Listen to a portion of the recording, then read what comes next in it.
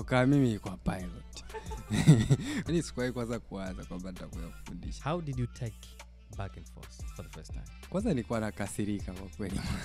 Watu ambao unawafanyia production they really do not value. Mimi the first music video nimeshoot na camcorder natumia tape. Watu wengi hujua hawafahamu. Mimi actually nilianza kufanya film kabla sijafanya photography.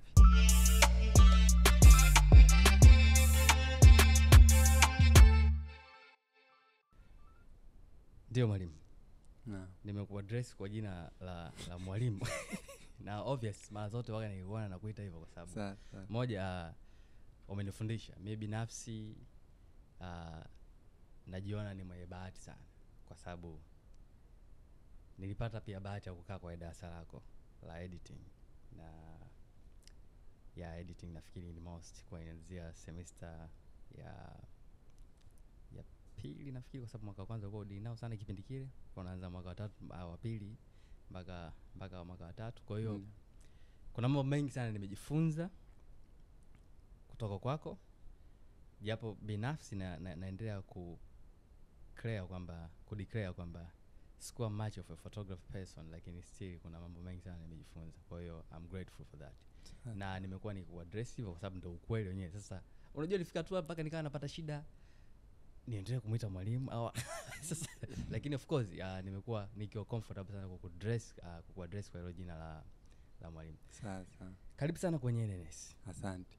Tunafurahi sana kuwa nawe hapa leo kwa sababu tunaamini kupitia heshima yako uliyojijengea kwa muda mrefu na career yako na kazi unayoifanya umegusa maisha ya vijana wengi sana wanaoamini kwenye tasnia hii. Sasa Na wewe binafsi una mchango mkubwa sana, whether utaukubali au utaukataa ama utakuwa umeuona au hujaona, lakini ukiacha tu na vijana ambao wamepita mikono mwako, wewe pia una account YouTube ambayo unaendelea ku spread the knowledge kuhusu unachokifanya. Kwa hivyo sisi leo kwetu ni bahati kuwa na mtu kama wewe. Yeah. Lakini sisi hapa kwenye NNS tunajadili zaidi ni ndoto za watu, unaona. Kila mtu ana ndoto. Na wewe pia ulikuwa nazo za kwako au bado unazo, na kuna historia kubwa sana ambayo mtu anaipitia mpaka anafika au anazifikia ndoto zake ama anaziishi na vitu kama hivyo. Kwa hivyo sisi tunatamani kujadili na wewe leo kuhusu ndoto zako toka the first dream you had. sasa Sio zile kwenye kitanda, no, the other dream, yeah. Lakini pia na jani yake, you know. How was it? Kwa hivyo kwa mantikio sasa mimi itanirudisha nyuma zaidi nikuulize kwamba for the first time ulikuwa na ndoto gani mwalimu? sasa For the first time, you know. Achana hizi kwa sababu muda mwingine sasa zina change kulingana na situation na mazingira. Exactly, that's happened to a lot of people. Lakini from the beginning, kwa sababu tunafikiri from that tunaweza pia tukapata the actual picture of Dao picture. ni kweli. Mimi bwana story yangu kidogo sijui itakuwa tofauti au inaweza ikawa kama sawa na wengi ambao wote walikuwa na ndoto. So miaka ya nyuma huko, wakati labda nafikiri ndo nilikuwa shule ya msingi. Mimi nilikuwa kwanza kabla hadi ya kilicho transfer mpaka nikaja kufikia huku kwenye mambo ya filamu na nini, ilikuwa ni kugundua kipaji changu cha kuchora, lakini nilikigundua katika a very funny way. But kabla ya hapo ilikuwa ni zile ambazo tunakuaga nazo wengi, zile mfano kama mimi nilikuwa pilot. Ushaona yani kule shule ya msingi yani mawazo yangu yote bwana, siku moja yani mimi pilot yani ndo mpango mzima. Sasa muda unavozidi kwenda, kwanza mimi nikajigundua kwamba ni mbovu sana kwenye hesabu. Yani mimi I was very poor in mathematics, lakini kuna kitu kimoja kuna mwalimu mmoja nilikutana naye wakati nafikiri hiyo nilikuja kukutana naye sekondari, ndio ambaye alinifungua. Alisema kitu kimoja ambacho nafikiri ndicho kilichokuwa sababu ya mimi kutokupenda hesabu. Anasema wewe inawezekana wakati unalisoma ile somo ulipata mwalimu ambaye si rafiki. Kwa hiyo katika namna yake ya kufundisha ikakufanya ukalichukia lile somo. Okay. Ndio nikaanza sasa kurelate na kule nyuma zile moments na nini, na ni kweli tulikuwa na mwalimu kidogo alikuwa mkali. Mada mmoja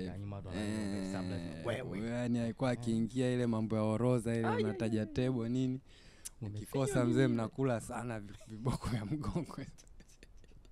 Kwanza kuna siku ashai kuingia naambia wote mnalala juu ya dawati ile hivi. Mnaimbaje sasa? Alafu anamtaja mtu kwamba fulani simama taja orodha fulani. Ukikosa mzee unaambiwa lala, alafu inakuja kama surprise anakuwasha. Kuwasha 3 ngapi anaenda mwingine hivyo. Kwa hiyo ilikuwa watu mnaombea labda mpewe zile rahisi. Lazima unajua yani hakuotea kupe rahisi. But it rarely happens. So baada ya hiyo situation ya kuona kwamba niko poa kwenye hesabu, ndo zile ndoto sasa zikaanza kama kufifia hivi. Okay. And then kipindi hicho ndo inatokea kwamba nyumbani mimi nimelelewa sana na babu. Okay. Alikuja bwana mmoja mfanyakazi wa kazi hizi za nyumbani, lakini kwa nature sisi kule make sehemu fulani ya maisha yangu ilikuwa ya kijijini. Kule kwa babu alikuwa na ng'ombe. Okay. Na ng'ombe, mbuzi, kondoo, yani hawa mifugo. So yule bwana alikuja. Kwa hiyo kwa mnakuwa na wafanyakazi wa aina mbili, wadada kwa kazi za ndani, wale wataalamu kwa ajili ya mifugo. Na nikajifunza hizo chores na nini, wakati wakiondoka inabidi uzifanye wewe. Okay.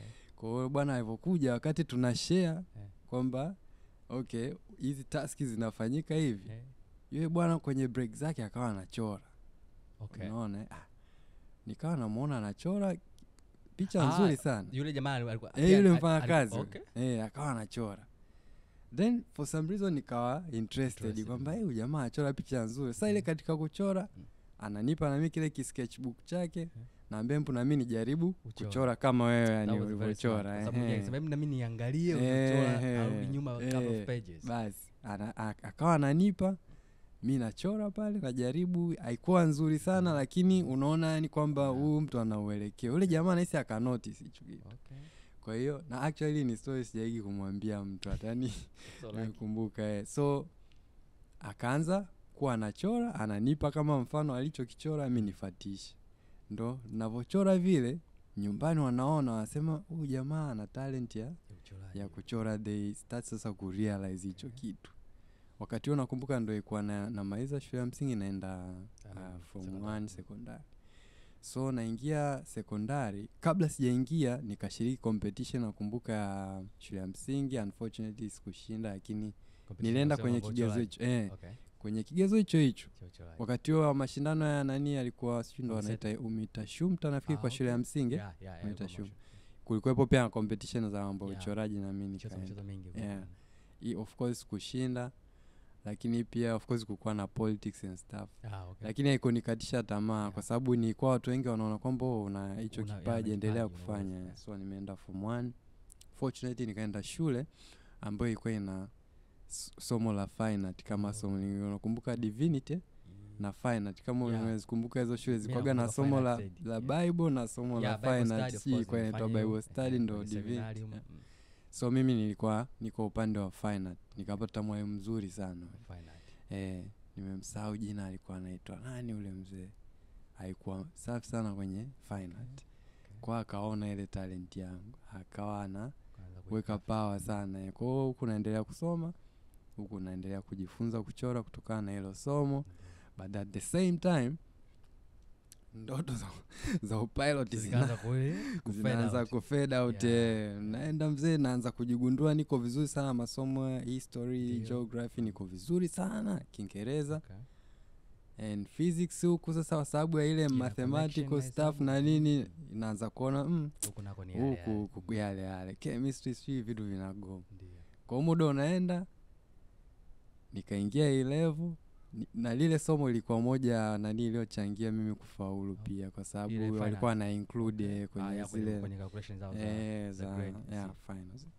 So nikafaulu and then nikaenda A-level pale ni somo Umbwe Secondary. Okay. So nikaingia A-level nikaendelea. Yani tunavomaliza ndo maana nafikiri hapa ndo inakuja ile kwamba kwa nini nasema yawezekana mimi ile ndoto yangu namna inavyotimia ilikuwa tofauti kidogo. Okay. Tumezoea kwa sisi Kiafrika au Kitanzania wazazi kuna sehemu wanakupush Exactly. kwamba ukafanye ambacho wanakitaka wao. Oh my God. Nilipata stress sana nyingi na nilikuwa natakiwa ni muhasibu, imagine. Ni bwana. Hatari. Oh my God. Tofauti. Kwa nikasema Changamoto. So mimi bwana, fortunately enough ni kwamba ni they are very supportive. Yani tangu hiyo huko sekondari mpaka ninavyo yani wakati naelekea kumaliza washaanza kuangalia options kwamba huyu bwana tumtafutie sehemu gani akaendeleze the same talent ya kwa sababu tunaona ndio yuko very competent kwenye hiyo kuliko kitu kingine chochote. So yani focus ilikuwa hiyo. So babu akafuatilia ndo nikajulishwa kuhusu huko. Okay. Tasuba. Lakini wakati kipindi hicho inaitwa Bagamoyo, chuo cha sanaa Bagamoyo. Lakini wakati hiyo inatokea huko nyuma mimi idea yangu ya kuja huku ni kuja kuchora, lakini future yangu ninayoiwaza mimi ambapo sasa ndo ukitoka kule kwenye pilot ni mambo ya kuchora. Okay. Zile kama mabango yale mabango makubwa ya matangazo. Kipindi hicho labda yalikuwa yanachora, yani yalikuwa sio graphics and stuff. So mimi akili yangu najua future yangu iko kwenye hizo, yani kuchora zile kuta Coca-Cola and stuff, yani kuajiriwa kama na makampuni kama Coca-Cola, Pepsi ili kufanya kama fine art. Hapo ujui kwamba uko baadaye kuna future ya digital ambayo inakuja graphic. Pia ni rahisi pia kuconvert na So basi imefikia nimekuja huku nikawa nimechelewa. Interview ilikuwa tofauti, sio kama nafikiri ambao mmeikuta. Kipindi kile mambo kwa tunavyosikia. Ni kama jeshi, yani unaweza kaisi ni jeshini kwa sababu ilikuwa mnakuja kwanza ukifika tu unaambiwa ni sahau kwamba wewe ni nani huko ulikotoka. Okay. Yani unaofika hapo wewe ni mtainiwa na una act kama mwanafunzi. Kwa hiyo wewe ni mzee, wewe ni nani, lakini wewe hapa ni same level. Hiyo kwanza mnavalishwa. Tulikuwa na mama mmoja anaitwa Maliwewa. Mama mmoja tough sana, huyo anapiga karate hata. Sasa alikuwa na timu yake ya watoto wake na watu wengine. Kwa hiyo hata interviews zilizokuwa zina especially ambazo zilikuwa za physical walikuwa wanaziconsult wenyewe, ambao jamaa wengi walikuwa na hizo belts za black belts and stuff. Okay. Lakini mimi nilikuwa naiona pia ni kama sehemu ya sanaa, sababu pia walikuwa wanafanya mazoezi then ndo wanaenda labda kama dance na nini. So ilikuwa inawasaidia watu. Basi kwa hiyo tukaingia na ni baada mimi kwa sababu nilichelewa niliambiwa nifanye short course kwanza.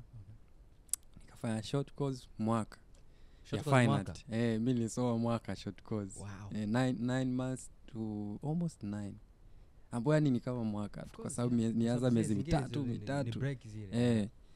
So yani ile nao ilinisaidia sana like kuimprove kwa sababu una muda mwingi, yani muda wote unafanya kitu kimoja. Yani mnafundishwa kitu kimoja tu. Tukutana na walimu ambao walikuwa wako competent huko kina Mr. Swafi, Mr. Sika wakawa wanatusaidia. So tumefanya ile pale mwaka. Baada ya hapo wakati tunaelekea sasa mwishoni ndo tunaanza na mazoezi ya kujiandaa na kuingia kwenye interview za hizo diploma ya mwaka unaokuja. So kukimbia nini, kutafuta pumzi, maana tushaona wengine wanavyokuja wanavyofanya. So lazima ujipange kwa sababu tumesha imagine kwamba bila hiyo unaweza pia ikawa kigezo cha wewe kukosa. So wanatupa moyo kwamba of course kwa sababu ushasoma short course wanakujua uwezo wako, lakini pia fanya mazoezi kwa sababu unaweza ustoboe. Basi fresh tumeingia siku hiyo. Tunakuja nasi kama wageni. Alafu walikuwa wanatuambia kitu kimoja, yani ukija hapo usijifanye kwamba ulishakuepo hapa. Okay. Yani njoo na wewe kama mgeni. Wacha. Msitaki kujifanya kwamba nyewe wazoefu mnawajua sana watu na wanakukazia kweli, yani ukutana na mwalimu shikamoo yani anakutikia kiki kama hakujui. Lakini mko mnazungumza before. Okay.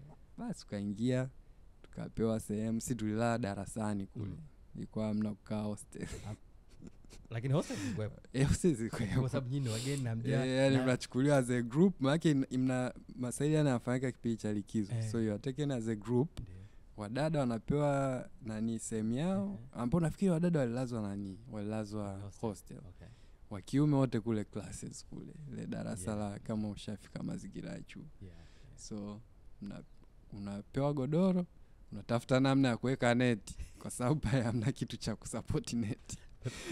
Kwa kigorofani netu unaifungia kutoka dirishani kule hapo unaivuta hivi ikae. changamoto. Nakumbuka kuna mdau mmoja alilala akajisahau akaweka mkono kwenye neti hivi, asubuhi kaamka yani huku ndo hapo neto mbu aliposhindia. Mbu ndo alishinda kwake aliko changamoto. So basi tumelala, asubuhi siku ya kwanza tukaenda physical ya kawaida tu beach, kama sikosei tuenda beach, tukarudi tukafanya masaili ya kawaida. Mnarudi mnafanya physical pale, mnaenda kukimbia beach, mnarudi mnafanya physical pale main theater, kuna sehemu nakimbia kwenye ngazi, then mnaenda sasa kwenye discipline zenu kufanya interviews kama ni kuchora au kupaint wote. Na hiyo pia inakuwa ina max zake pia wanazicount. Kwa wao wanavyosema ni kwamba hicho nacho ni moja ya kigezo kwamba ukiwa very poor yawezekana ikakuchangia usiingie. So tukafanya hiyo, and then tunatoka hapo tunaenda sasa kwenye disciplines. Wa dance wanaenda kufanya kitu chao cha dance, sio fine, tukaenda kwenye fine, tukapewa task. Market task zilikuwa ni drawing na painting mainly, lakini mnaweza mkapewa vitu tofauti. Kuna vitu wanaita kama still life au kuchora realistic paintings na vitu kama hiyo. So tunafanya zile mchana, you go for lunch and then unaendelea na routine zingine, then kulala. Alafu muda wote ilikuwa hizo zinafanyika ni kwa filimbi, yani ukisikia filimbi ujue yani mnatakiwa kwa assemble, then mnaambiwa task nini, alafu mnaondoka. Hamna mambo ya simu sijui nini, filimbi hiyo sipati picha. Hatari bwana. Filimbi hiyo ilikuwa na uwezo gani wa kupuliza mpaka campus bwana? Jamaa wale au sasa nilokuambia ndo timu inayotumika kufanya nani, wanakuepo kama 4 hivi. Kwa hiyo inawezekana kuna mtu anapuliza pale main administration, yani ule muda ukifika kuna mtu anapuliza pale, kuna mwingine atakaa barabarani, mwingine atakaa maeneo ya hostel. Kwa hiyo wanakuwa kama 4 5 wanakaa sehemu ambazo wanajua hapa tukipuliza lazima hizi groups zitasikia. And then mnatakiwa ni muwe pale like chap. Kwa hiyo kukimbia nini yani haina yani kutembea tembea swili. Ndio maana nilikuwa naikompea kama jeshini. Basi fika inapulizwa, mnafika pale mnapewa maagizo and then you go. Mnaenda mkisha kula jioni ni kulala. Siku hiyo sasa ndio hiyo surprise ikaje hiyo usiku wa manane. Kama saa 8 saa 9 hivi. Mzigo umelia filimbi. Asema. Ana usiku ilikuwa ilikuwaje? Asema pale naambiwa bwana nyie sasa tunaondoka wote hapa, tutafika hadi sehemu fulani. Ukifika hiyo sehemu utaambiwa kimbia mita kadhaa, utapewa namba, unatakiwa ufike hapa chuoni. Ukiwa wa mwisho hilo ni tatizo. Kwa tukatoka usiku saa 9 tuko guided na wale wasiaje wanatuonyesha njia ni wapi na mali wao yuko mbele madam. Mzee tunatembea wanatochi zao nini wanatuelekeza. Tumeingia main road mwangu. Mdogo. Zinga tunatembea yani tunaikuta Zinga ile kiromo tunapita tunaingia Zinga. Sasa ni usiku ujue, kwa hiyo you can really notice kwamba you are walking like feel the distance. Yani the long distance yani au notice yani. Lakini ndo nakuja kurealize baadaye kwamba kumbe tulienda hadi Zinga. Kwa hiyo tumefika hadi pale kwa sababu nilishakuwa mimi mwenyeji kwao najua. Kwa hivyo fika pale kuna sehemu kama unaijua kwa watu ambao wanafahamu issue za magari, kuna sehemu kuna speed ya 50 pale, alafu kuna mteremko. Pale kwenye speed ya 50 tunasimamishwa. Naambiwa sasa kutoka hapa sprint hadi pale kituo pale cha Mbegani pale. Utamkuta mtu anataa amesimama na taa, anakupa namba, sprint kurudi chuo. Bwana. Kwa mzee umetoka pale, watu walipopewa tu ile go ahead na filimbi chap. Kaenda kuchukua namba mzee hapa mpaka chuo. Sasa najaribu kuimagine watu ambao let's say wamezidiwa, wameanguka wanafanya wanapata wale jamaa hapo sasa ndo kazi yao yani wanakuwa yani hao jamaa bwana wako honestly walikuwa physically wako fit. Yani wale walichokuwa wanafanya obviously hatuwezi si ku sprint like all the way kwa tulikuwa saa nyingine unajikuta wanatembea saa nyingine wakimbia kidogo, na kwa wajanja ilikuwa mnaenda makundi ili pia mtu akipata shida unajua mtu anashida. Wale jamaa yani anaweza akaanza kule mstari wa mwisho, si wanajua labda mpo 50 anatoka kule mtu wa mwisho, ana sprint, anawapita wote, anaenda anahesabu mpaka mtu wa kwanza, anajua okay watu wote wapo active, anarudi, anaanza tena kule. Kwa hiyo ana monitor, yani walikuwa na vitu kama vibendera hivyo, kwa anatembea navyo, unamuona tukapita na kibendera chake sha.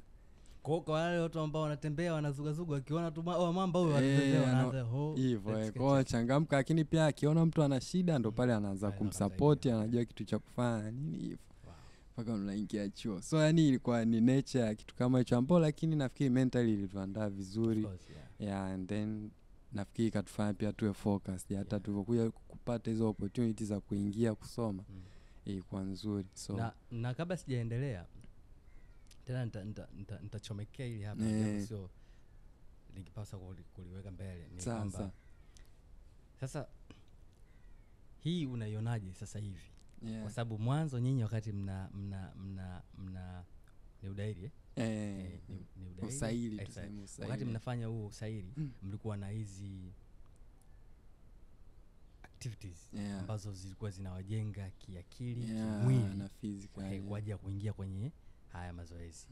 Lakini sasa hivi nafikiri utaratibu umekuwa mwingine sana tofauti na kipindi cha nyuma. Unafikiri hii inaweza ikawa na ina msaada gani kuwapata hao wasanii ambao wanafuliwa kuja kuwa na uwezo kama walikuwa na sasa hivi, na labda ina madhara gani? Yani labda ina mapungufu gani ambayo labda yalipaswa pia kutazama kwa jicho jingine kwa ajili ya kupata watu ambao wanaweza wakawa very competent kwenye vitu wanavyotarajiwa kwa wabobezi?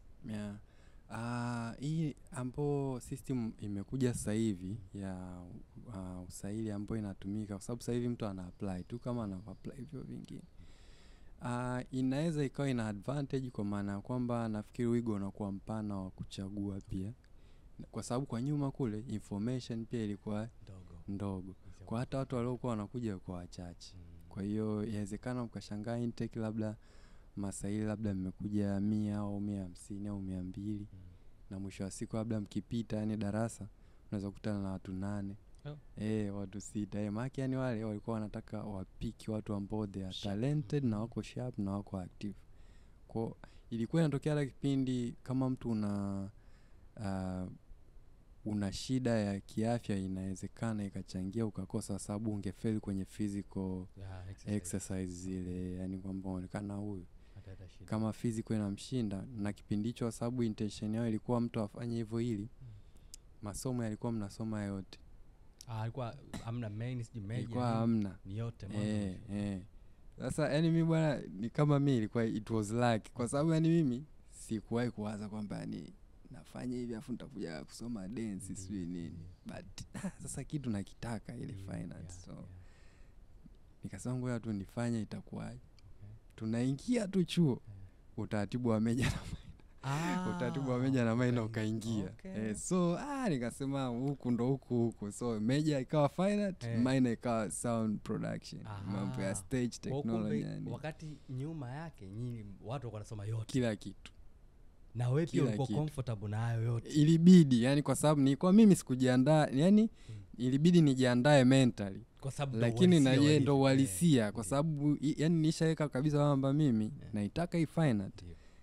Mengine nitasoma tu. Na itabidi nikomani, lakini focus yangu mwisho wa siku finance.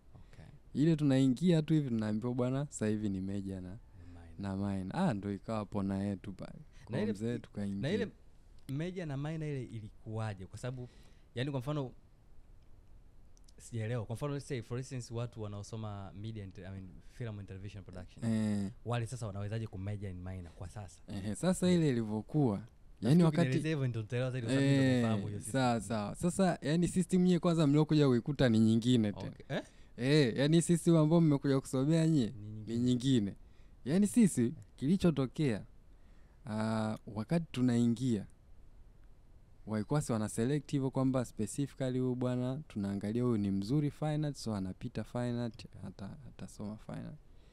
Kumbe wakati huo hii process inaendelea, chuo kinafanya utaratibu wa kuwa si ndo wanaita si ndo wakala, si ndo niko wakawa wameshaanza connect na NACT.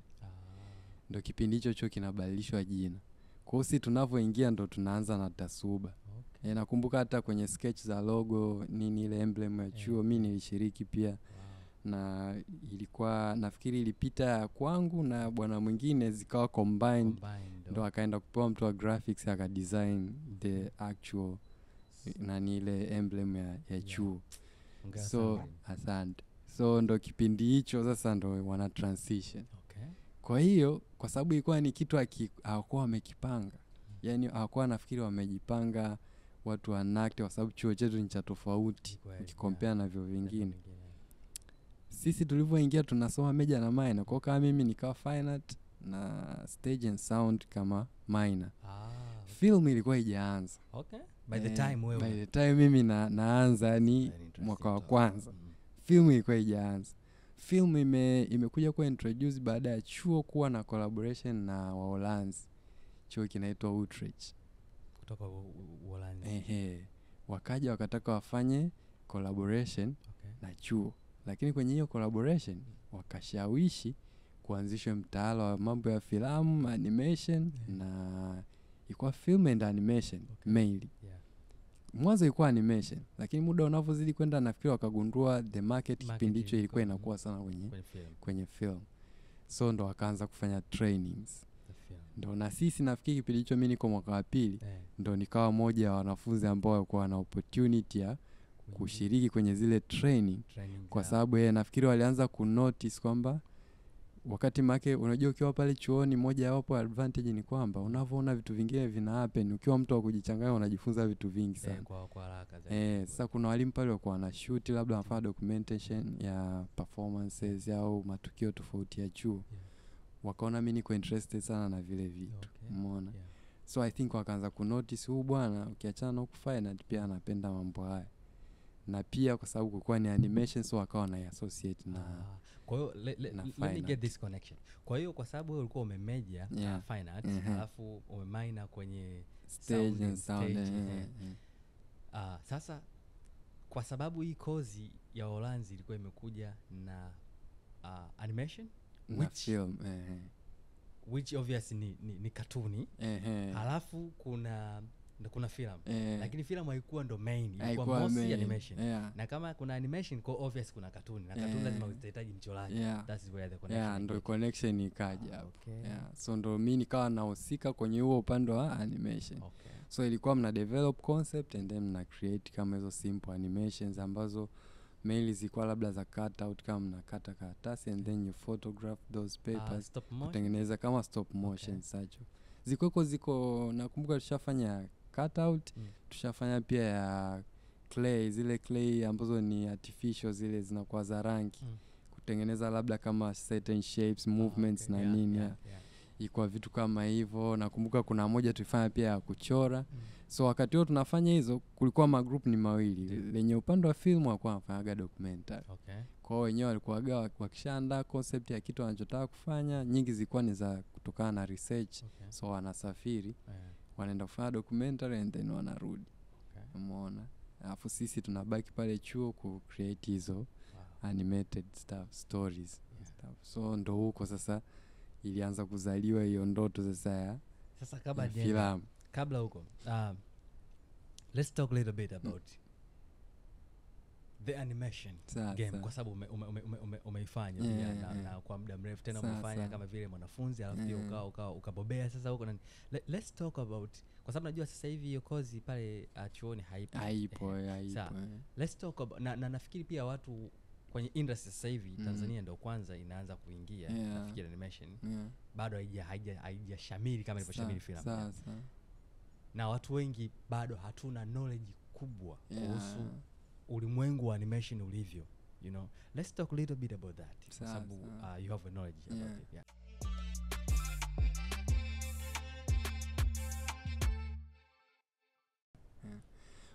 Yani mimi nilichokuwa nakiona kwa mfano kama kipindi hicho ambacho sisi tulikuwa tunasoma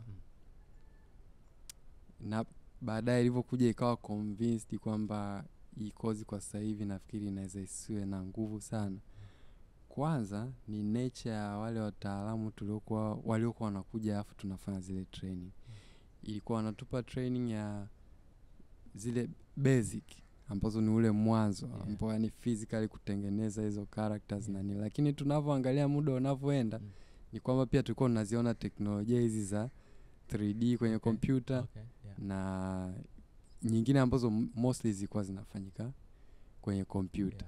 So mfano kwa mimi binafsi nikawa naona hii inawezekaje ikawa challenging baadaye tukisema kwamba we are competent kufundisha animation, kwa sababu tulikuwa tunawaconvince wale mabwana watupe training ya hizi digital kwa sababu tunaona ndiko tunakoelekea, lakini nafikiri wenyewe kutokana na agreement waliokuwa wameitengeneza ilikuwa yawezekana iruhusu au wao hawakuwa na funds za kutosha kufacilitate hizo training, kwa sababu it means sasa mnahitaji computers zenye nguvu zaidi, powerful na vitu vingine ambavyo ni very advanced kwa ajili ya kudevelop hizo. Kingine ambacho nilikiona kilisababisha pia ni muda, kwa sababu wale walikuwa wakija wanakaa mwezi na wiki kama 2, so like 6 weeks of which ukisema unamfundisha yani kwa animation ni ngumu yani kufanya. So we were doing hizo beginner stuff ambazo ni very basic, ili zikikamilika au at least una knowledge kuhusiana labda na movement, kwamba labda mtu akiwa ana move vipi character na vitu kama hivyo. Kwa zile lakini imenisaidia sababu hata sasa hivi nikiwa naangalia labda animations kama films au mtu ambaye ndo anaanza kufanya, ukiangalia you can tell like labda kuna mistake hapa na nini kwa vitu kama hiyo. So baadaye walikuja of course watu train pia kuhusu After Effects, lakini haikuwa that intensive na yenyewe ilikuwa nikawa juju, yani yote hiyo ni kutokana na time.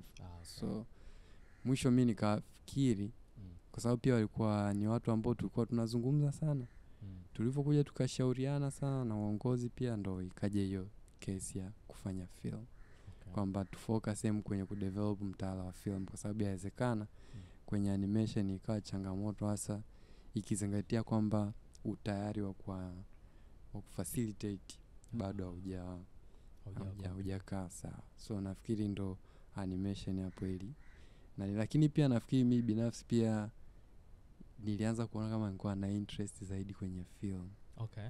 So yani animation ikawa kama vile so sana nikawa najiona kama nahitaji nijue film, animation iwe extra kwa ajili labda kudevelop creative side of things, yani kama labda titles create titles au graphics zile vitu kama hivyo ambavyo ni creative lakini vina complement film.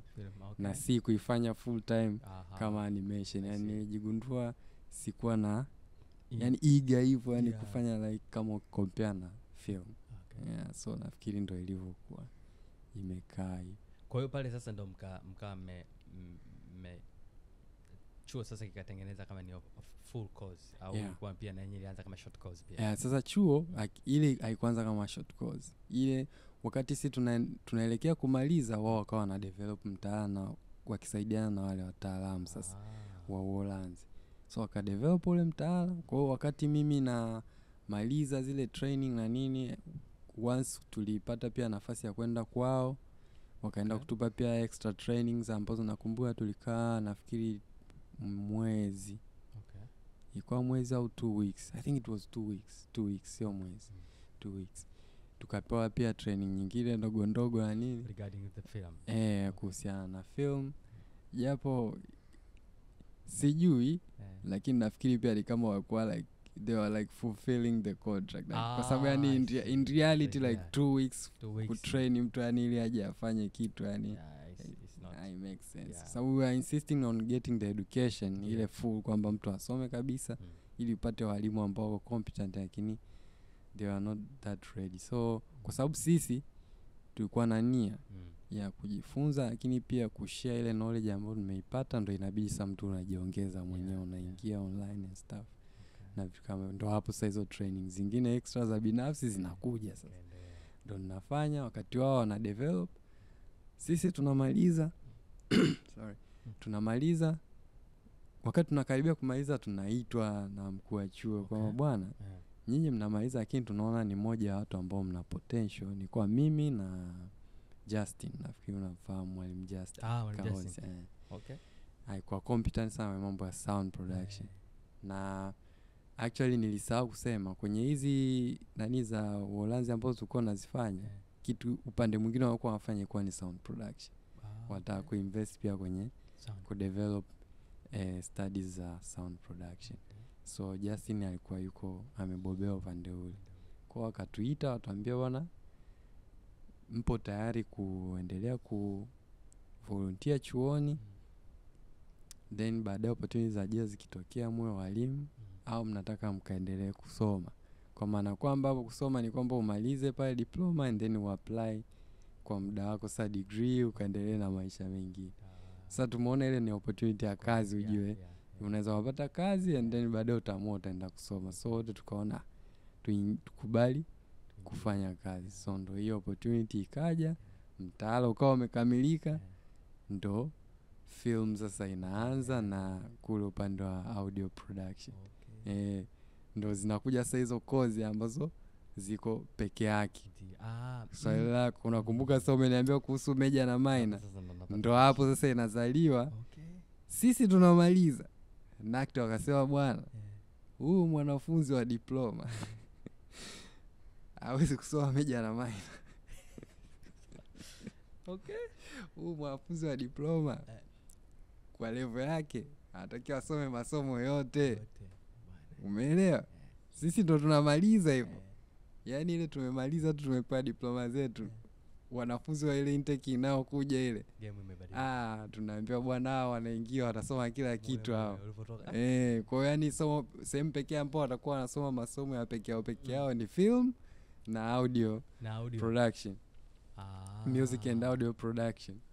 Ambazo ndo zinaanza sasa. Hiyo sasa kwa hiyo sasa itakuwa ni kama faculty, yani mtu amebobea kwenye hili, lakini kuna mambo mengine lazima uhusishwe. Huko haendi. Yani sasa wakati wao wanasema wanasoma kila kitu, ile ikawa imetengwa. Yani film iko peke yake inajitegemea, nani iko peke yake, audio production iko peke yake kama idara. Yani audio production ni idara, film ni idara, dance idara na masomo mengine. Lakini sasa kule wao wamesajili mitaala kwa namna hii. Wanasema TASUBA ina visual and performing art. Kwa hiyo fine art, dance, music, drama ziko kwenye pile moja kama visual and performing art. Kwa mtaala wao ni wako peke yao. Hao bwana wanasoma kila kitu. Yani hizo unazozisikia zote ndani yake za visual and performing art unazibeba kazi ilivyo. Kama zilivyo. Hao jamaa wa film ni nani yao peke yao. Ni kitengo kingine peke yao. Wanasoma filamu tu peke yao. Afu audio nao ni nani yao peke yao. Kwa hiyo ziko tatu. Ndio hizo sasa. Ndio hizo ambazo sasa mmezikuta ndo zimeendelea mpaka sasa hivi. Umeona? Kwa hiyo ili switch tena. Yani kwa mimi kwa kama napenya kwenye tundu la sindano. Nafasi fulani hivi. Vizuri.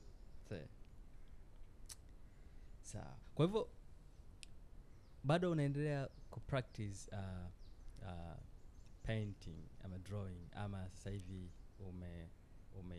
umeachana nayo? Swali zuri sana. Hilo swali pia lina background story yake. Wakati na wale jamaa tunafanya training, nilikuja kugundua fine art, and actually ni kitu ambacho nafikiri huku bado hatujarealize. Nakumbuka tupata pia bahati ya kwenda, kuna exchange program tulipata ya kwenda Finland. Finland visual art kwao ina include film. Yani wakwambia hii ni visual department, it's film na fine art, painting, yani every subject ambayo yani ya kuona, yani ambao how perform kama drama, music and stuff. So wakisema visual art, film is included, yani film, photography, painting, drawing, they are visual art kwao. Hadi performance pia inakuwa performance ya ipo. Performance ni performing art, yani drama, music, yani vitu ambavyo vina involve kwamba ule mtu physically au active ili kuonyesha art yake. Wao ni performing. Ambao hata hapa ndo hivyo hivyo. Lakini visual art ambao sasa si huku ni tofauti. Yani ile film, photography, wao kwao ni visual art.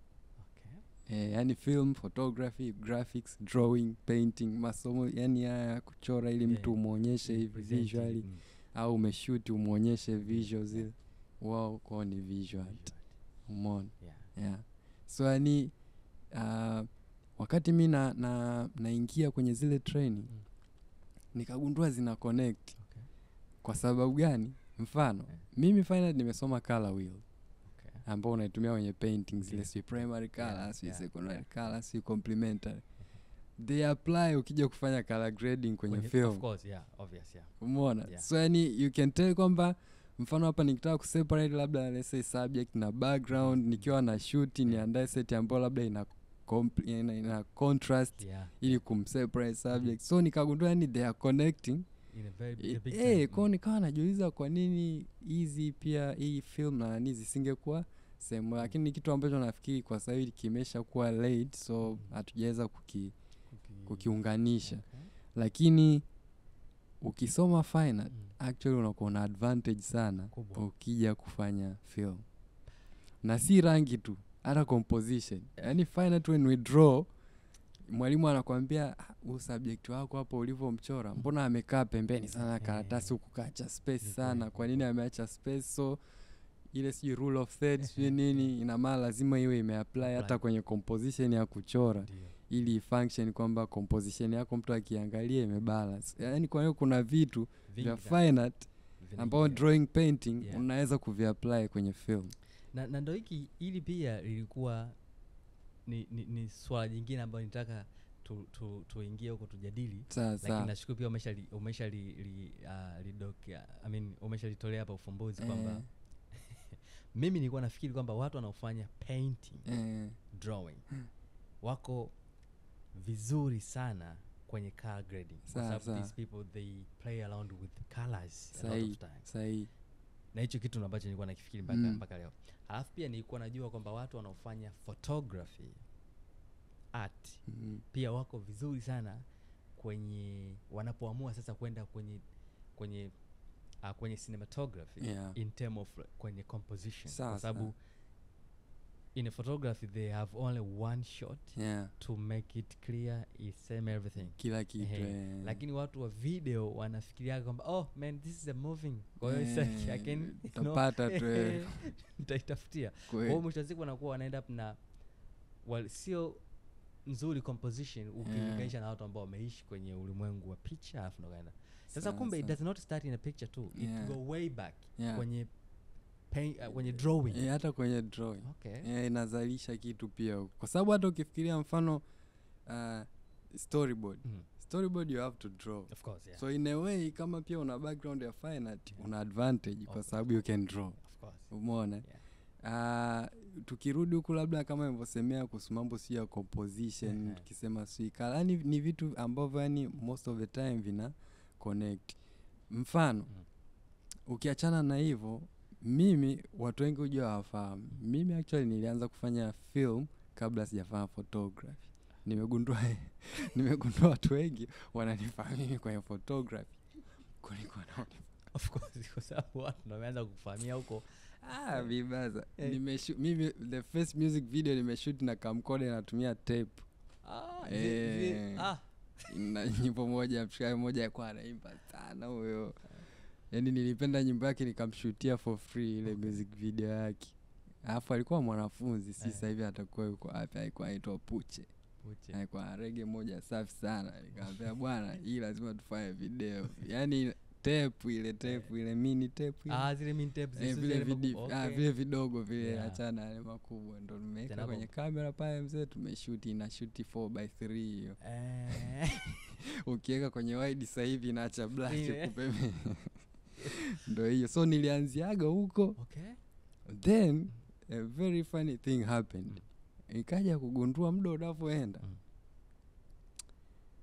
watu ambao unawafanyia production they really do not value the work you put in. So nafikiri walikuwa nahisi ni kitu kirahisi sana, especially wakati tunaanza. Kwa kipindi hicho hata wa director walikuwa wapati hela sana.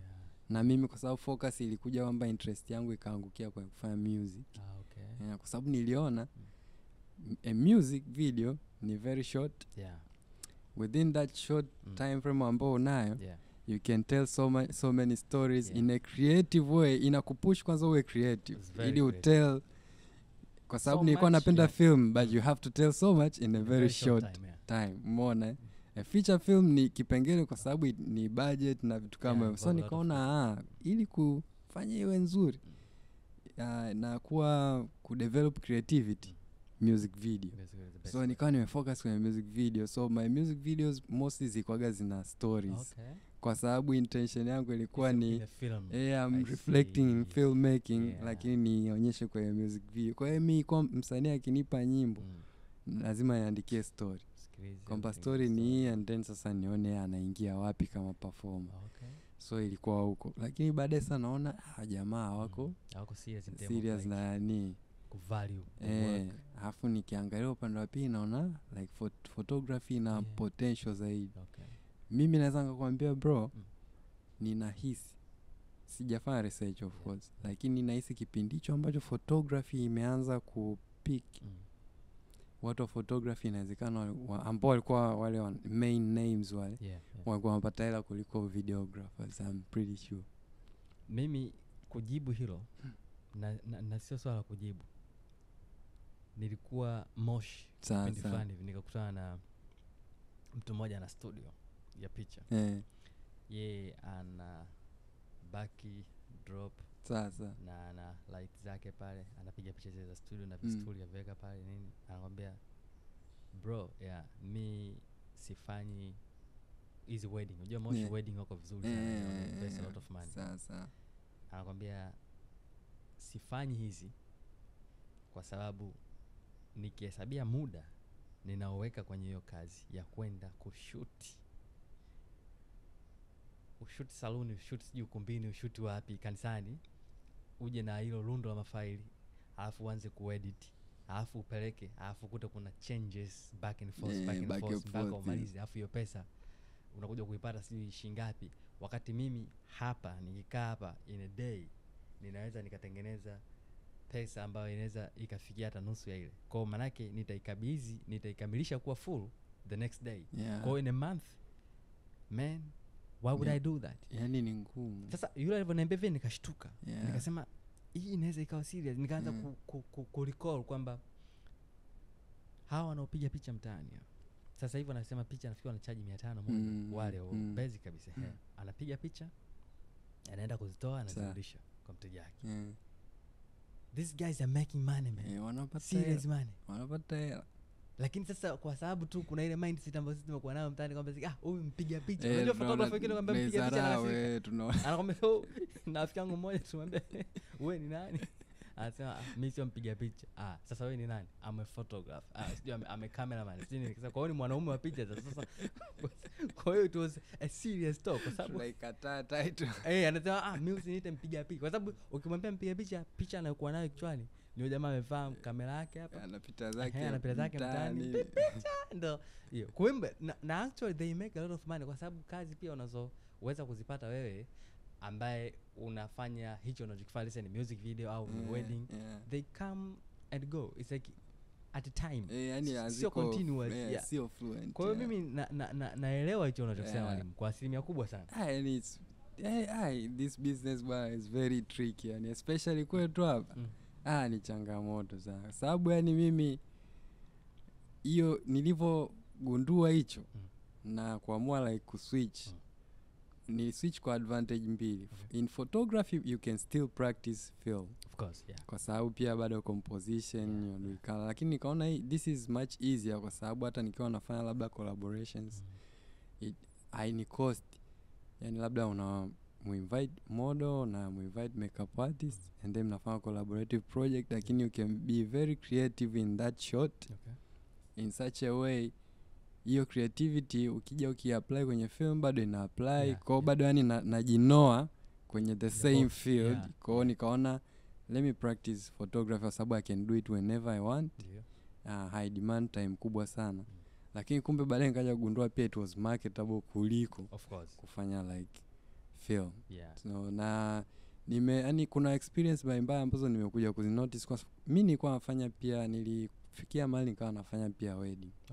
Lakini unfortunately wedding iko hivi. It's tricky. Wedding ukianza na mteja wa bei ndogo baba ujue yani ili utoke huko ukapate mteja wa bei kubwa utasafa sana. Sijui inakuwaga nini, kwa sababu wedding inajiuza kutokana na mteja uliyofanya naye kazi. Kwa hiyo mimi nikikuona wewe ndo mteja, ukaniambia bwana mimi harusi yangu nina milioni 10. Ndio. Nikifanya kazi yako ambayo ni worth 10 million. Ukatoka hapo ukakutana na wadau wenzako.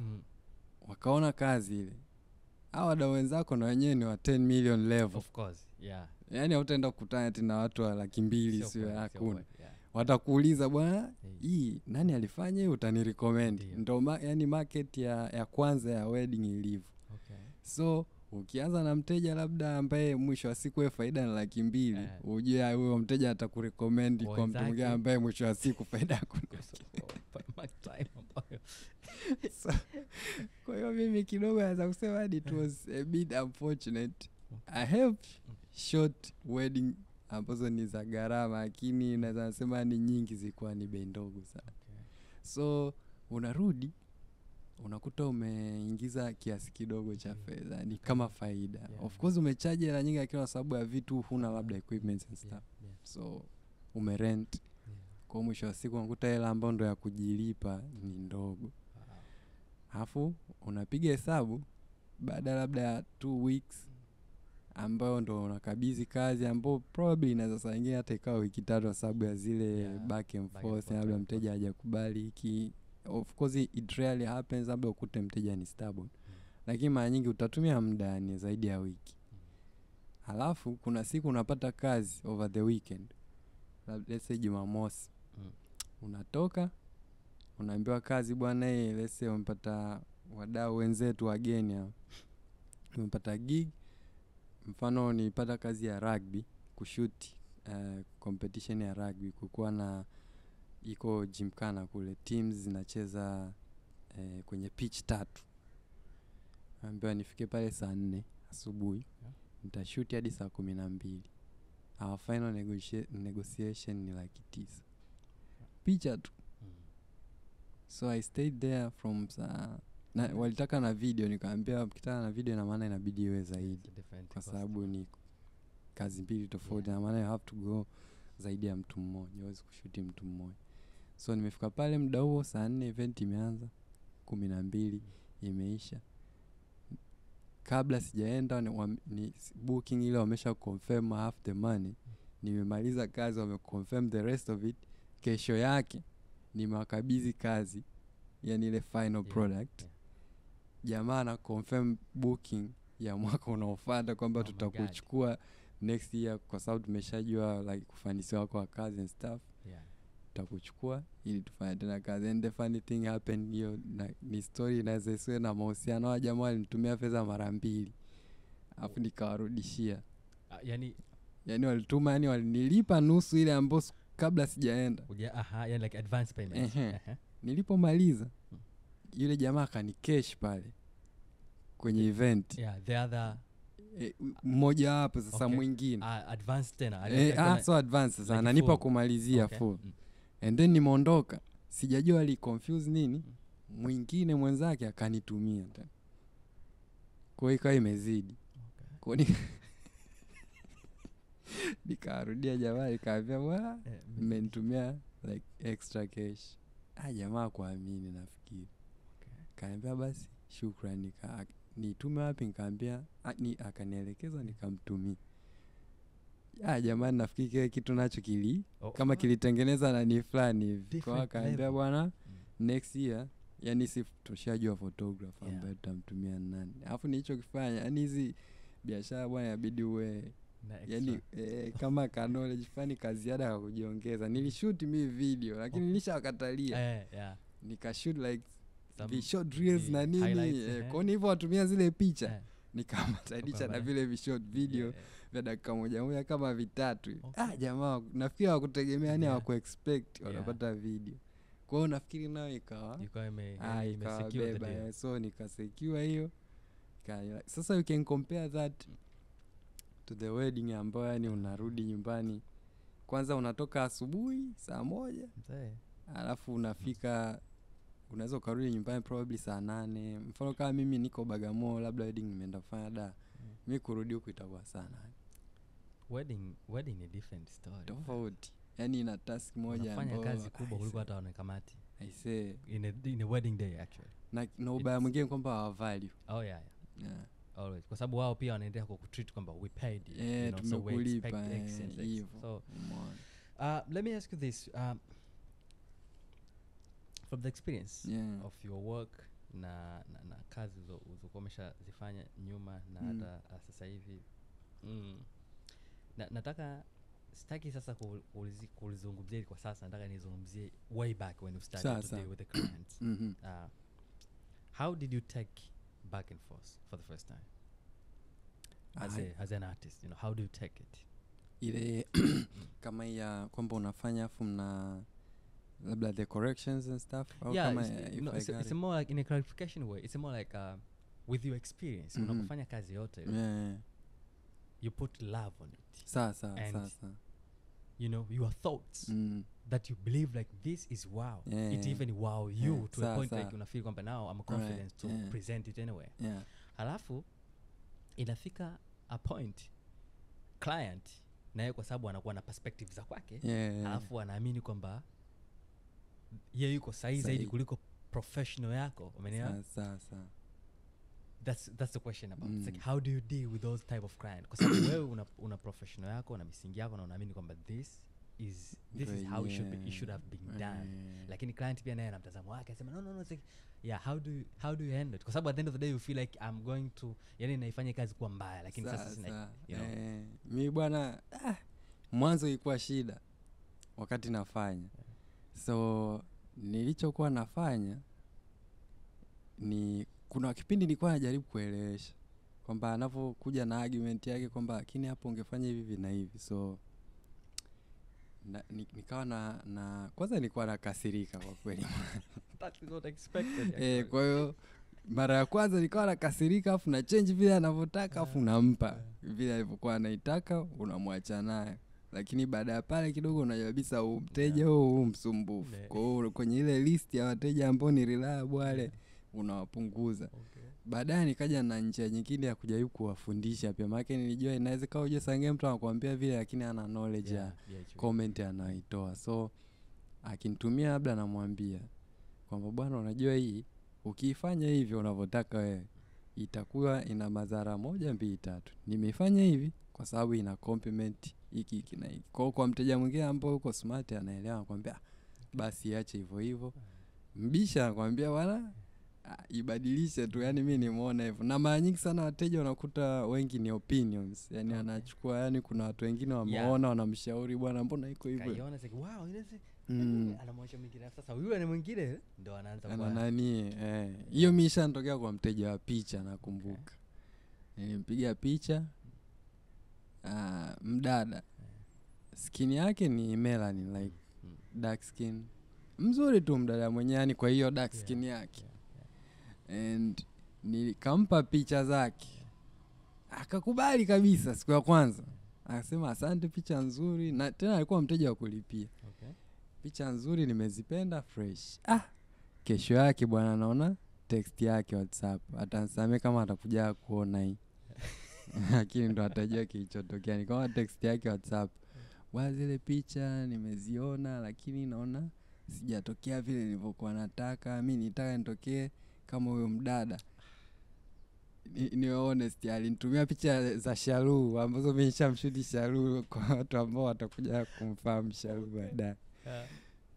Akatumia picha za Shalu. Shalu ni light skin lady, yani ni wale wadada wenye skin ambao ni light, yani tofauti. Kwa nikamwambia unataka ufanye na mdada, nikamwambia kiu mdada ni yani unavomuona hivi, yani huyo ndo alivyo, yani sio kama mimi nimemfanyisha eti awe mweupe, yani huyo mdada ni mweupe. Kwa hiyo nataka wewe hivi, anambia ndio mimi nataka ziwe hivyo. Afu saka comment ndo hapo nikajuaga kuna hiyo kushare kwamba wengine wamesema si huku miguuni imetokea nini. Nikamwambia okay, ngoja nibadilishe. Nikamwambia yani nakumbuka kabisa message ile mtu anamwambia naibadilisha, alafu nitazifanya hivyo unavyotaka, lakini kisha kutumia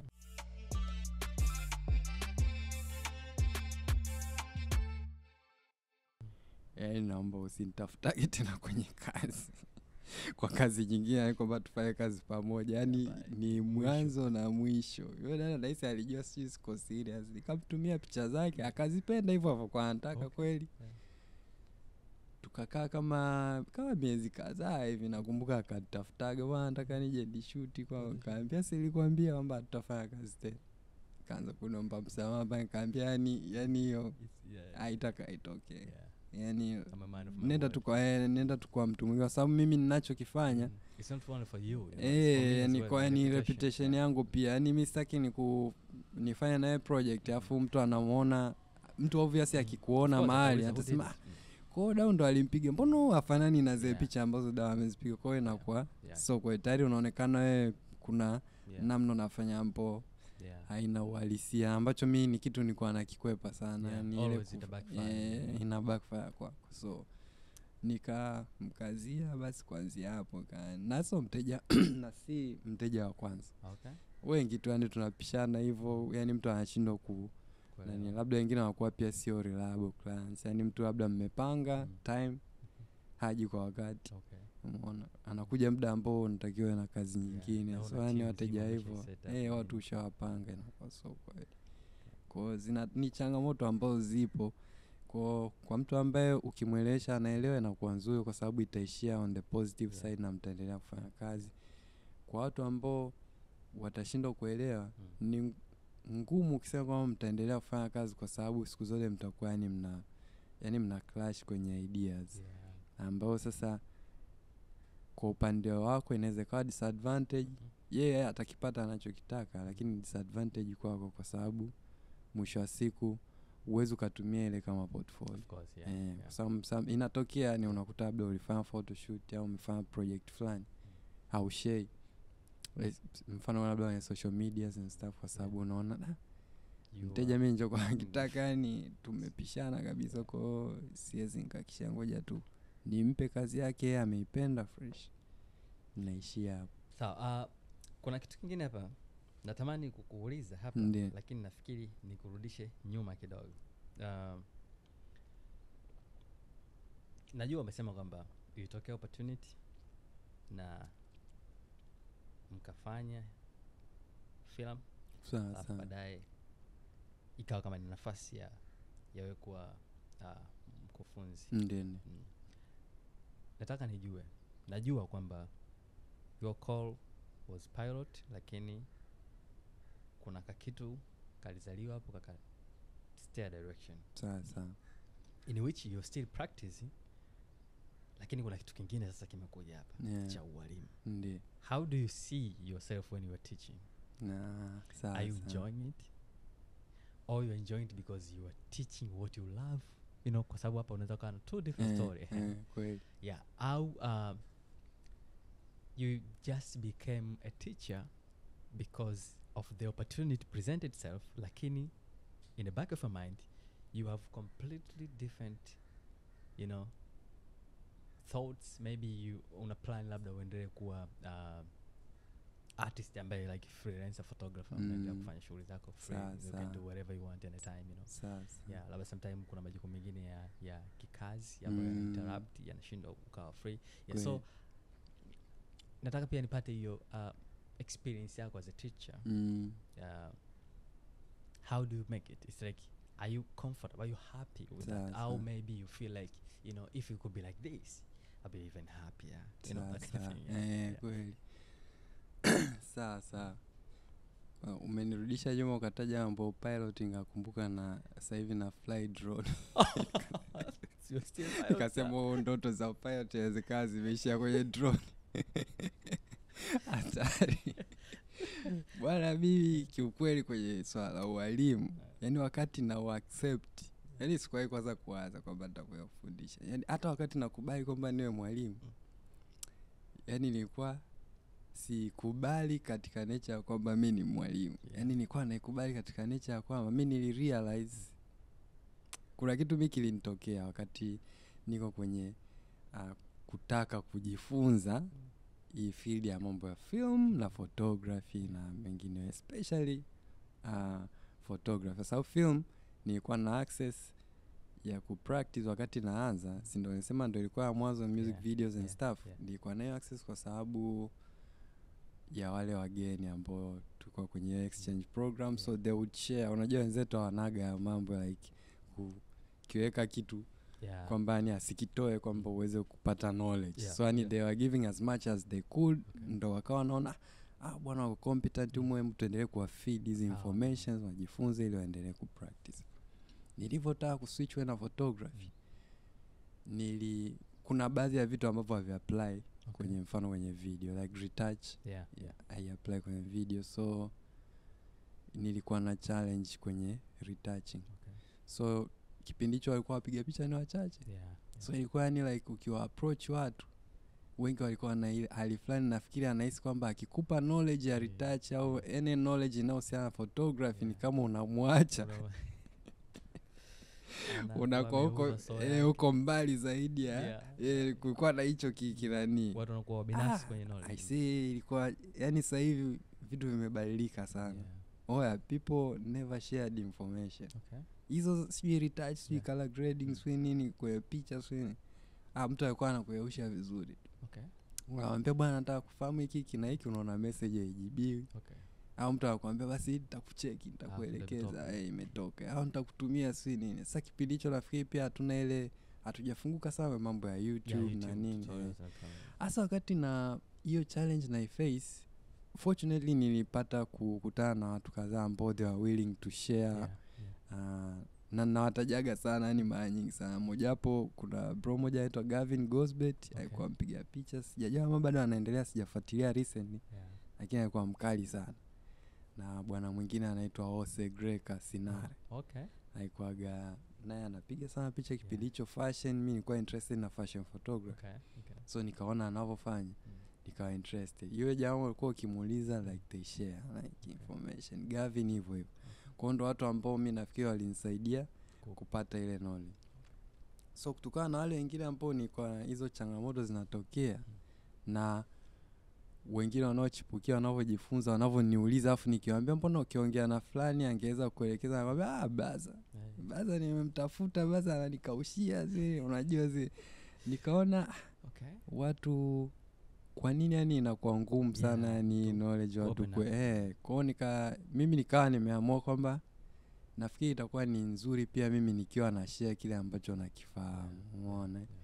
So yani niliingia kwenye perspective ya hivyo.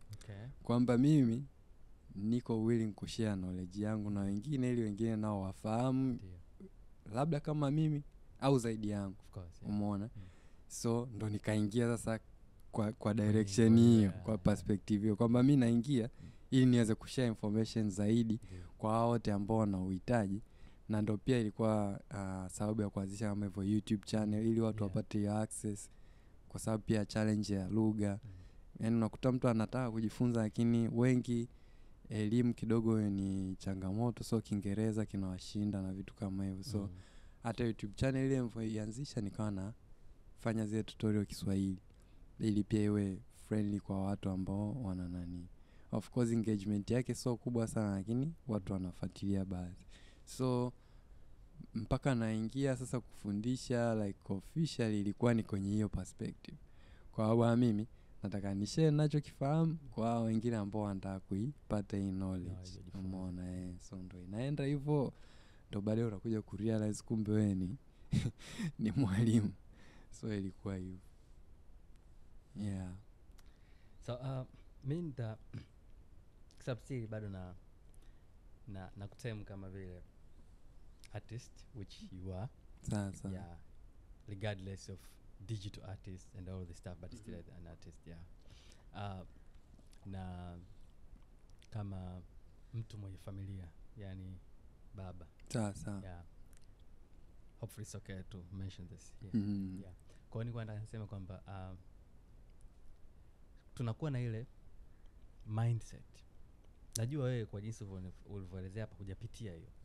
Ile hali ya familia kuwa na mtazamo tofauti na matakwa yako wewe as mtoto, ili upate support kubwa kwa familia. Kwa sababu kuna familia zingine ziko hivyo, no soma kitu fulani hiki ndo wewe vitu kama hivyo. So nataka niweke hii kwa upande wako. Kwa mfano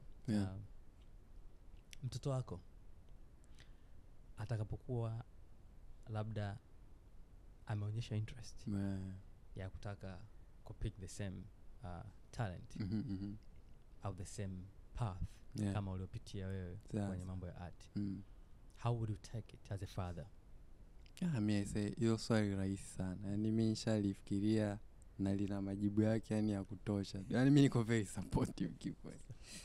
Niko very supportive kwa sababu naamini inawezekana nitakuwa nimemuinspire, labda ndo kitu ambacho kimemsukuma yeye kufanya hivyo. Lakini pia ni field ambayo ni ina potential, endapo pia yule ambaye anaifanya either akiwezeshwa, lakini pia akionyesha effort kwenye kuifanya, kwa maana kwamba kuwa creative na kuwa tayari kujifunza. So as long as una hivyo vitu, hiyo package hiyo, kufanikiwa ni kubwa.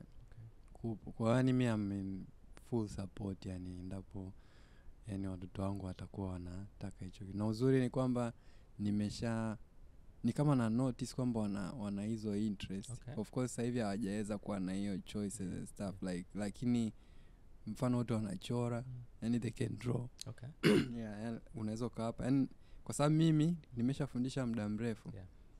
Najua kabisa mtu ambaye ana talent ya kuchora na anataka, yani anaonekana yuko willing kama kuidevelop, na mtu ambaye yani hana interest. So hata ukiwaweka watu wawili hivyo, kaambia huyu achore na huyu achore, you can tell kabisa ni huyu yani ukiamua kumdirect huyu atadevelop mapema kuliko huyu ambaye kwa kuangalia michoro tu.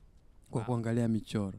Kwa sababu kuna vitu inakuwa yani inakuwa ina reflect kwenye ile michoro. Mfano vitu kama composition, mfano au kuna kitu tunaita proportion. Mfano labda let's say ukimwambia chora mtu amekaa, au sio? Mtu mwingine anaweza kumchora mtu amekaa na akamchora akajaa kwenye page vizuri kabisa, space huku na huku akaacha even, juu na chini akaacha even. Mwingine akamwambia chora mtu amekaa, akachukua ile karatasi kwenye kona ya karatasi pale juu pale ndo akamchora yule mtu, and then akaacha the whole space. So automatically you can tell kwamba proportionally au kwa matumizi ya space, kwa nini huyo ameweza kujua hivyo na hajawahi kufundishwa kwamba ukiwa unachora ni like consider space, consider so you can tell kwamba huyo ni advanced kuliko, kwa sababu anasema kila mtu ana talent, lakini ni kuamua tu kuitoa na kuiwekea effort kujifunza. So they already can do that, kwa sababu mfano like kwa kiume, wakongo wa kiume anapenda sana magari. Like anaweza kaona gari akalichora, you can tell kabisa alikuwa anajaribu kuchora mfano wa gari hili. Yawezekana isifanane 100%, but zile features you can already tell kwamba ni kweli this is that car. Kwa hiyo ni vitu ambavyo you can already notice kwamba mtu kumbe anavyo. So mimi yani na support fully. Yeah, wala sioni shida yani kama ni kitu ambacho mtu anaamua kupasu kama career yake. Yeah. Sababu pia tunatakiwa tuondoke kwenye hiyo dunia ya kuwalazimisha wafanye kitu ambacho hawakitaki. Future yao inakuja kuwa tough sana. Unakuwa ndo tunako develop hizo ma depression na vitu mengine ambayo haeleweki, kwa sababu watu wako kwenye field ambazo they are forcing stuff. Mtu amechoka kufanya kitu kwa sababu ni kitu pia akipende, at the same time so anajaza vitu vingi ambavyo havinania. Sababu unapofanya kitu ambacho ni passion yako, pia kuna namna mind yako ina relax. Yeah, ni kazi, lakini your mind inaifanya ile kazi ina relax, maana kiasi kwamba yani hata survival mode yako nafikiri inakuwa ni rahisi zaidi, tofauti na mtu ambaye they are forcing what they are doing.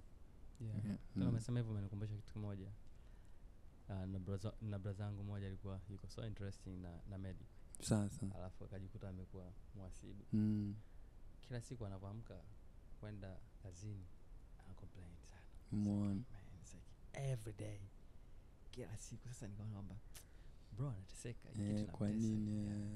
Yani anafanya tu kwa sababu ni kazi, na tumezaliwa tumekuwa kwenye ile mindset kwamba we have to work to survive. Kwa hiyo sasa inampa shida sana. Challenge. Lakini pia nitaka nijue how do you treat your clients? Kwa sababu muda mwingine ulifafanua hapa, nitaka nikuulize kiasi moja, nisikuulize Yeah. baada. Yeah. Kwa sababu kuna mtu mwingine anaweza akakutreat kwa sababu ya fedha yake anayolipa, akaona kwamba ina value kubwa kuliko the person who is actually executing the work. Na kuna mtu mwingine anaweza akakutreat in a very respectful way mpaka ukafeel kwamba wow, this kweli kuna watu wa namna duniani. Okay. Yeah. Sasa how do you treat, kwa sababu sometimes treatment it can be both way, you know, take and receive. Yeah, kwa hiyo how do you do when una come across na those clients ambazo wako sometime labda they feel kwamba the money can do everything. And you as an artist, you need your time to do whatever you want to do to be able to execute the work to its excellence. Mi bwana, yani experience yangu kwenye hiyo inaweza ikawa tofauti au inaweza ikawa watu wengi pia wamepitia humo pia kwenye upande huo. Mimi ninaishi moja, yani mimi utakavoniona yani energy ambayo yani naitoa tukikutana is the exact same energy yani utakao, yani same yote nitakavyokuwa. The difference ni kwamba nitaangalia nature ya eneo nililopo, kwamba na communicate na nani. Obviously kwa mfano labda tunapozungumza hapa inawezekana isiwe the same choice of words ukikutana let's say na rais. Yeah, of course. Tutazungumza tofauti, lakini the honesty inakuwa ni ile ile. Yani ibadiliki. Yani huwezi kupretend like umefika kule umebadilisha labda namna ya kuongea.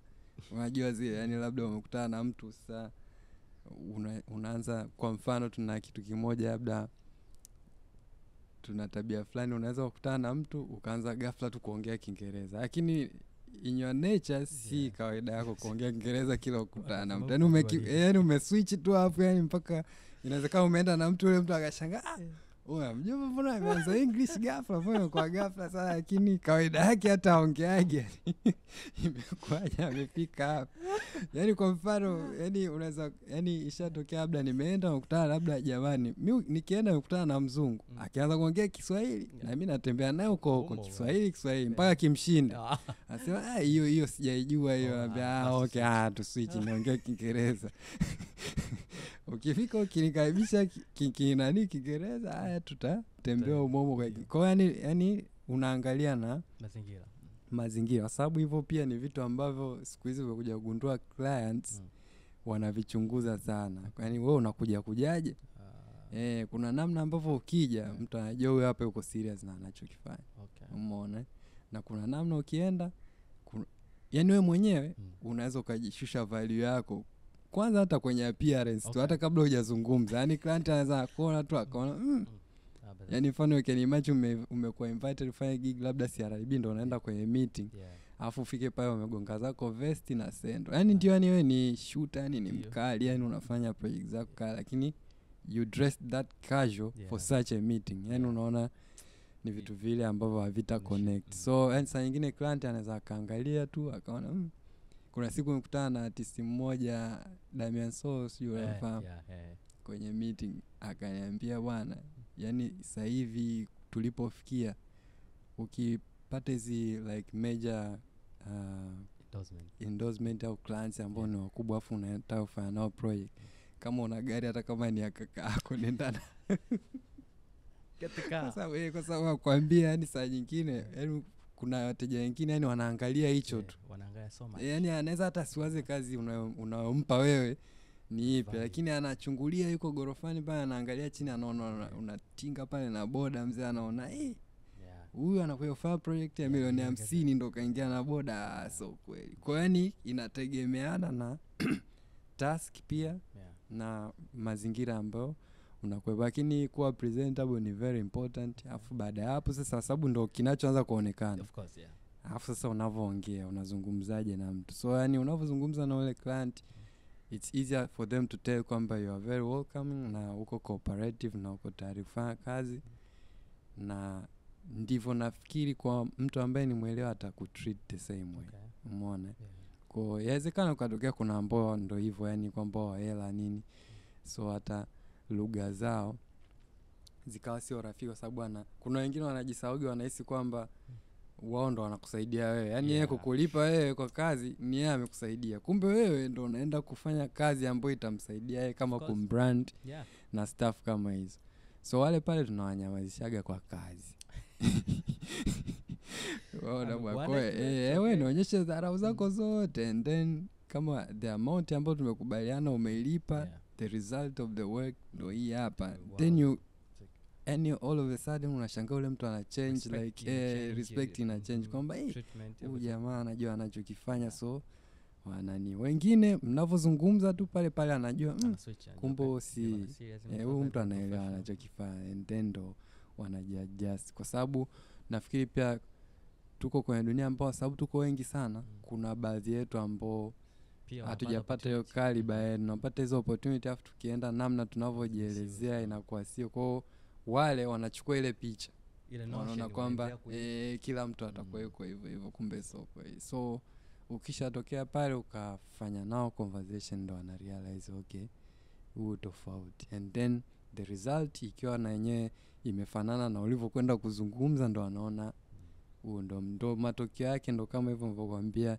like the opportunity niliyopata kwamba mtu wa kazi ya umemkabidhi leo, lakini ana confirm kwa kazi inayokuja, au anakurecommend kwa watu wengine. Mi kiukweli mimi ni mbovu sana kwenye marketing sana, na inawezekana ni moja ya vitu ambavyo vinawezekana vikawa vimechangia mimi kutokuwa kwenye level ya maendeleo ambayo yawezekana ningetaka ni.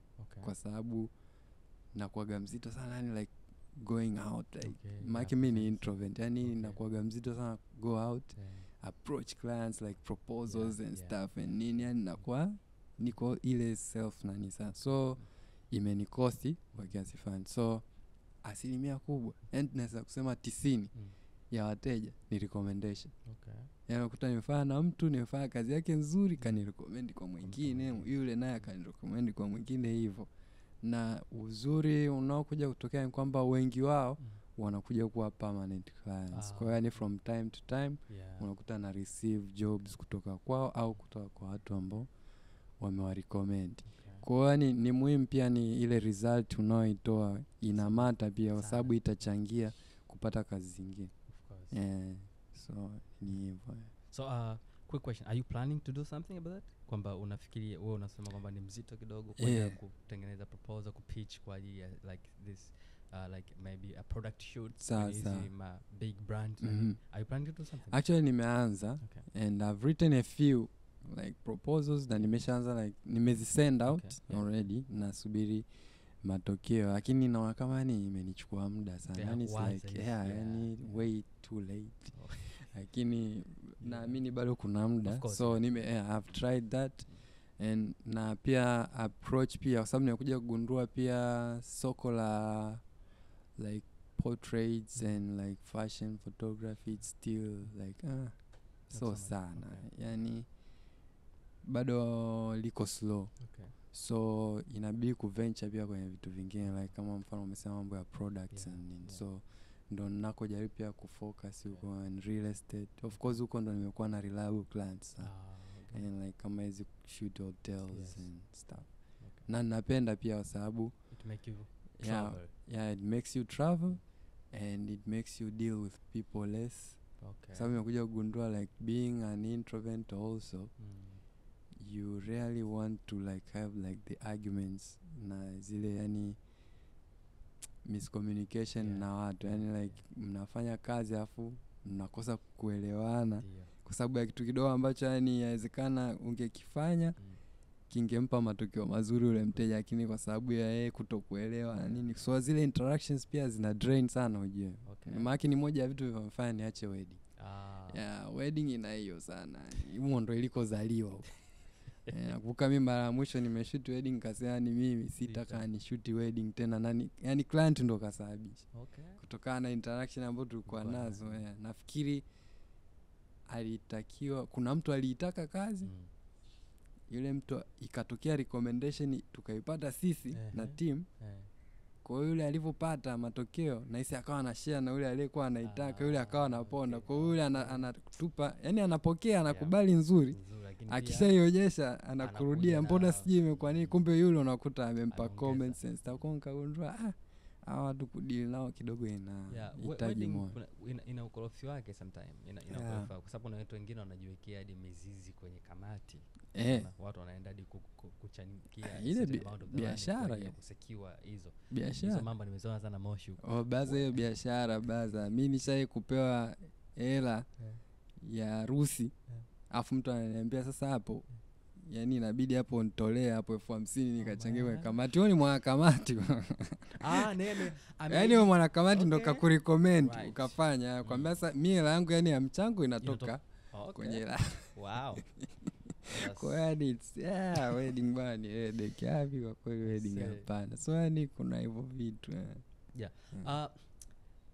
Mwalimu, asante sana kwa kukaribia kuwa nasi hapa. Naamini kuna mambo mengi sana tunaweza kuendelea kuzungumza sasa, lakini pia muda unatutupa mkono sasa. Lakini tunaamini kwamba tutakukaribisha tena. Kwa nini? Kwa sababu wewe sio ordinary watu tunaoweza kuwa nao kwenye kipindi kama hiki, kuongea nao kwenye mambo ya ndoto and dream and such a thing, lakini still wewe ni mentor, ni mwalimu ambaye umefundisha watu wengi sana. Kwa hiyo I believe kwenye comments zetu huko chini kuna watu wanaweza kurecommend uje tena kwa ajili ya kuongea a specific certain topic ambao watakuwa interested. Nafikiri unaweza pia tukakukaribisha tena, lakini pia wao wanaweza pia sisi wa direct au watu kwenye channel yako ili waweze kufika huko wajifunze hayo yote utakaweza kujifunza na yote yanayopatikana kwenye channel yako. Sasa. Lakini kwa sasa nilikuwa nataka utoe just a very short like advice. Sasa. Na hii utaiaddress direct kwenye kamera yako kwamba kwa mtu yoyote anaendelea kuchase ndoto zake, anayepursue hizo na either amekutana na changamoto, labda ameachana nazo au mazingira yamemfanya amebadilika. Kwa nini? Tusikie tu ushauri tu wa kibusara, nini ungeweza kumshauri mtu anaye? Sasa mimi bwana, kwa mtu ambaye anazikimbiza au anataka kuzifuata ndoto zake, ushauri wangu yani mrahisi sana ni kwamba kama unakipenda unachokifanya, yani usiache kukifanyia kazi, kwa sababu siku zote unavozidi kukifanyia kazi kile unachokipenda ndivyo unavozidi kukiboresha. So ubora wa unachokifanya utatokana na jinsi ambavyo unafanya kazi zaidi na zaidi. And kwa wenzangu ambao ni creatives, ambao ni artists, siku zote wanasema sanaa haifi. Kwa hiyo stick to it, work for it, na always be passionate about it. Asante sana. Na kitu kingine cha mwisho hapo, hiki pia utakiaddress ukiwa unaangalia kamera yako kule kwamba tunatakiwa tumuulize what is nini unaweza ukamrecommend mtu in terms of kama ni kitabu, movie au nyimbo, chochote kile ambacho unafikiri mtu yoyote akikisoma au akiangalia movie au akisikia nyimbo anaweza akajifunza kitu au akapata kitu fulani. Inaweza ikawa hivyo, ama tunaweza kusema najua unafanya mchezo sasa. Unaweza kusema kwamba okay, nini wewe unafanya, ni game gani unaipendelea ukiachana na mambo yako ya kazi for film sake. Inaweza filamu ni nyingi, inaweza nisitoe ambao naweza nikataja filamu afu ukakuta nikaja nikakumbuka baadaye ningesema ile pale kwa nimefeli mimi bwana. Okay, nafikiri nitafanya game. Mimi David Estomihi Ndosi, ambaye pia anajulikana kama Dau Picha. Mimi ni filmmaker na pia nafanya photography. Napenda sana cinematography, lakini ukiachana na kufanya yote ambayo yako kwenye film production na photography, napenda sana basketball. So kwenye muda wangu wa ziada huwa nacheza mpira wa kikapu, kwa Kiswahili nasema basketball, na pia ni big fan wa hii ligi ya NBA, nafuatilia hizi mechi au games zinazokuwa zinaendelea kwa sababu pia ya kupenda kucheza mchezo wenyewe. So yeah, basketball ni favorite sport. Nacheza michezo mingi, football, volleyball, lakini basketball ndo zaidi.